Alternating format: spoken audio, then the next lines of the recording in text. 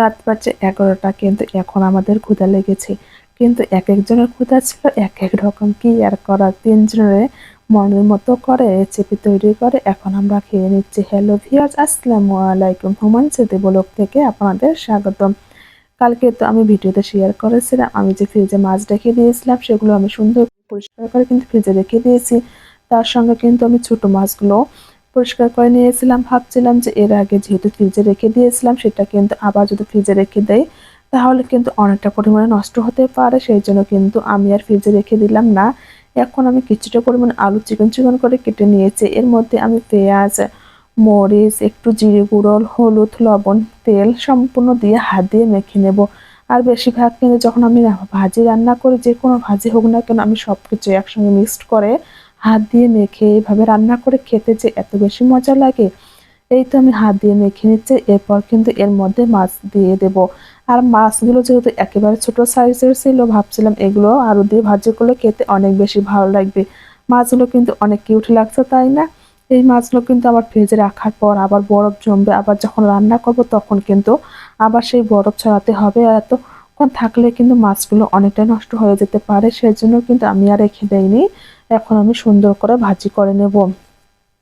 আর ধনিয়া পাতাটা কিন্তু এখন আমি আর দেবো না, যেহেতু ধনিয়া পাতা আমি ফ্রিজেই একবারে এনে ফ্রোজেন করি। সেটা কিন্তু আমি যখন রান্নাটা শেষের দিকে হয় তখনই কিন্তু ধনিয়া পাতাটা অ্যাড করবো, তাহলে কিন্তু খেতে অনেক বেশি ভালো লাগবে। অনেকে ভাবে যে ধনিয়া পাতা ফ্রিজে রাখলে তার স্বাদ নষ্ট হবে, কালার নষ্ট হবে, কিন্তু এটা একেবারে ভুল কথা।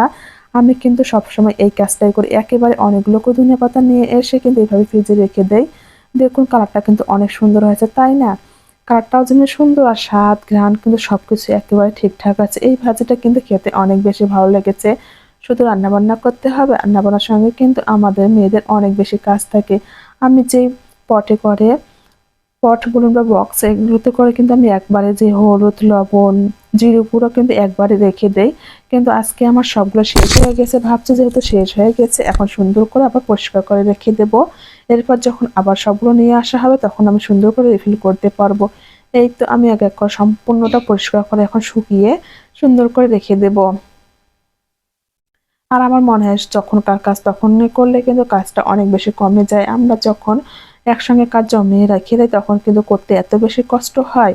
এই তো এক এক করে আমার সম্পূর্ণটা কাজ করা কমপ্লিট হয়ে গেছে। এখন প্রায় বাজে রাত 10টা, কিন্তু এখন আমাদের ক্ষুধা লেগেছে। এখন কি করব বুঝতে পারছি না। মোরসান বলছে, আম্মু তুমি ডিম পোস্ট করে দাও, আমি খাবো। কিন্তু আমার তো আর সেটা খেতে ইচ্ছে করছে না। আমি একটু চিপস খেতে চাচ্ছিলাম।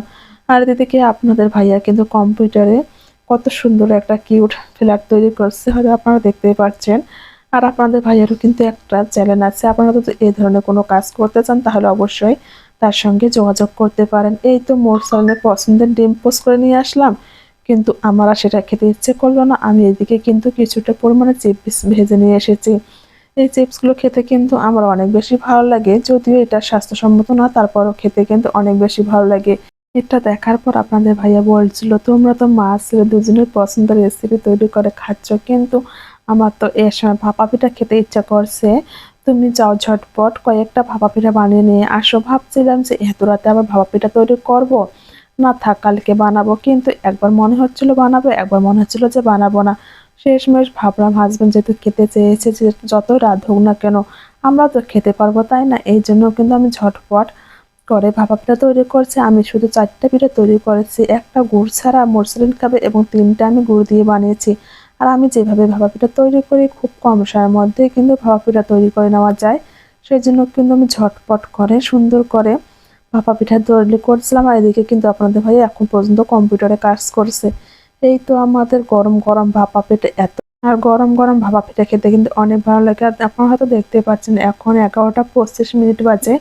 এত রাতে আমরা কিন্তু সবার পছন্দের নাস্তা করলাম। ব্যাপারটাও খুব অদ্ভুত, তাই না? কি আর করা, যেহেতু খেতে ইচ্ছে করছে সবার পছন্দ মতো আজকে না হয় নাস্তাটা করে ফেললাম। সবাই ভালো থাকবেন, সুস্থ থাকবেন, আল্লাহ হাফেজ।